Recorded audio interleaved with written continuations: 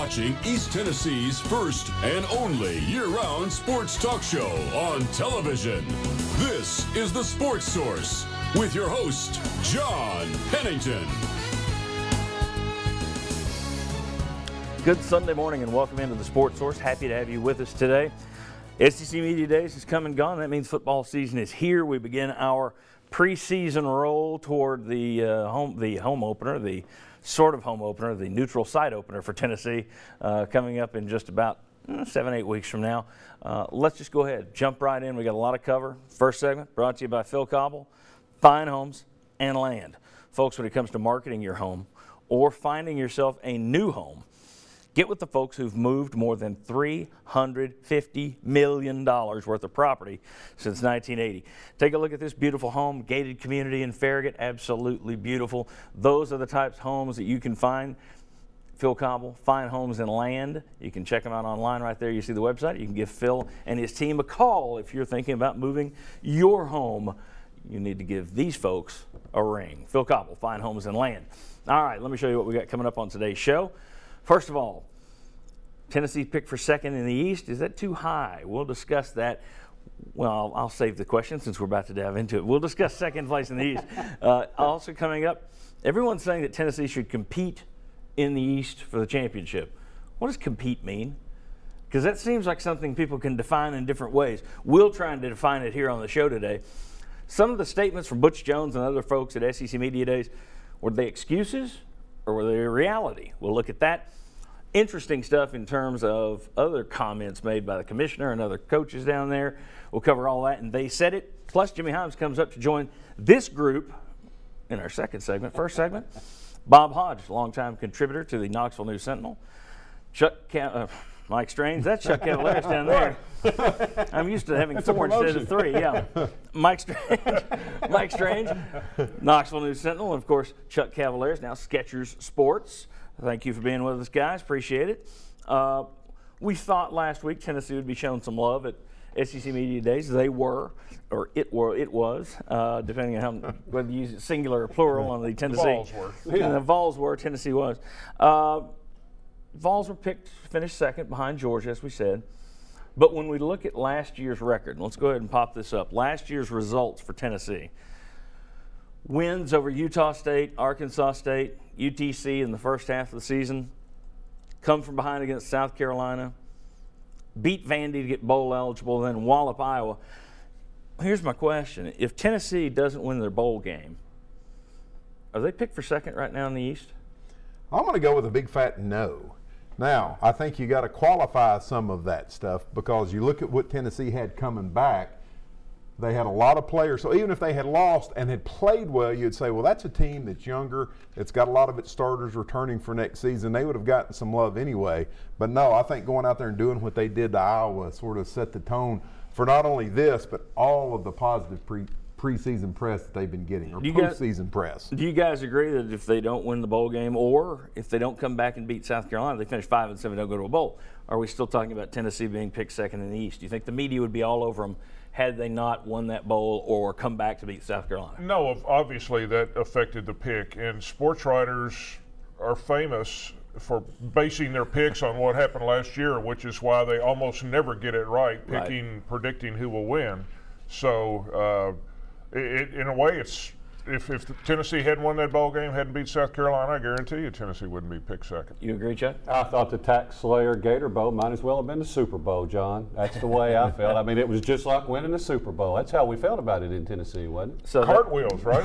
Cartwheels, well, if you lose that game, isn't there the possibility that you're not even picked in the top four in the East? I mean, think about old Tennessee. the same old Tennessee. Yeah. If you lose that game, if you don't get bowl eligible, then I think you also. I mean, that's a two game difference in your season. So I think that nails it. Well, they should have been picked higher based on looking at the improvements that you would expect in 2015 in terms of talent and experience. But like I said, we tend to pick based on last year too much. I think it's still interesting that you're picking Tennessee ahead of Missouri. All right, we'll get into that. Okay, but I mean, and picking them second, nip it in the bud, Chuck. Okay.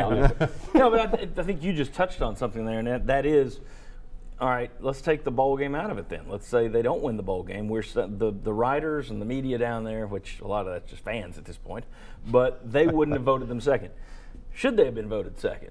I mean, in your views, guys, do you think Tennessee is really the second most likely team to win the SEC East, or have we skewed it too much because of what we saw the last game? I'm going to cavalierize the question and say it's not just based on what Tennessee has, but look at the other teams in the East, and there's enough question marks surrounding all of them that I think that, yeah, Tennessee is as likely to finish second as any of the other ones. I don't even think that's cavalierious in the question. Yeah, you can't answer it. Yeah. I think second or third, so. And you can make a case, and you want to be a little bit ahead of everyone else, don't you? I mean, you don't want to just pick status quo. You want to be able to say, oh, yeah, I had them second. Missouri's going to be down. Tennessee, yeah, they've got a chance to win it this year. So, I mean, I can see how you can make a case for Tennessee, but you're still going to have to go beat Florida. So you think part of it then is the media trying to, I was the guy that picked them to win. Oh, yeah, I said that all along. And there were a couple of people that picked them to win the conference or win the East. So I believe being picked second was the highest Tennessee has been picked in that poll since 2005, which is quite a ways, a decade. Can you believe that? A decade. All right. A lot of folks around town are saying that, X wins would be a disappointment. I've heard that from my friends. You get that occasionally from people who walk up. It's like, all right, what do you really think about the season? It's like, what I say on the show is what I really think. What is a disappointment? Is it 8-4? That'll be a disappointment for these people who think they're going to win 9 or 10. Should it be 7-5 qualifies as disappointment? 6-6, you just match what you did last year. What's a disappointment? 7-5 to me. Think so? Okay. Well, a disappointment to me, part of it, and this is how I think the Jimmy Hyams answer is how it happens. If you get blown out in some games, that's a disappointment. But if you're close and competitive and you don't take a step back, I think record-wise, that's how you define that. And see, Jimmy just grabbed your mic and yanked it right off your coat. We'll not go to you again. But where do you think disappointment lies? I think, to me, disappointment is 6-6 because it shows that wins-wise you have not progressed. Even if you have progressed in the team, just winning 6 is going to be a disappointment. I think 7-5 is taking a step forward. Yes. I mean, when was the last time you won 7 games in a regular season? It's been a while.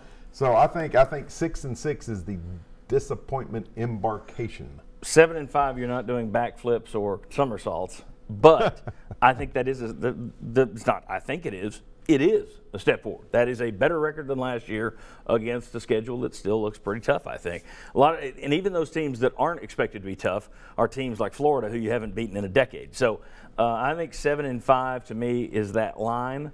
You can still be satisfied. You can still see progress at 7-5, but you better do well the next year. But 6-6 is the only thing I would say is a disappointment or worse. All right. Tennessee fans, we'll talk about the federal probe into the University of Tennessee, why you might not be needing to fret over that as much as some newspaper outlets want to make you fret over it. We'll discuss. Come on back on the Sports Source. Quality, quick. Trust Fast Frame.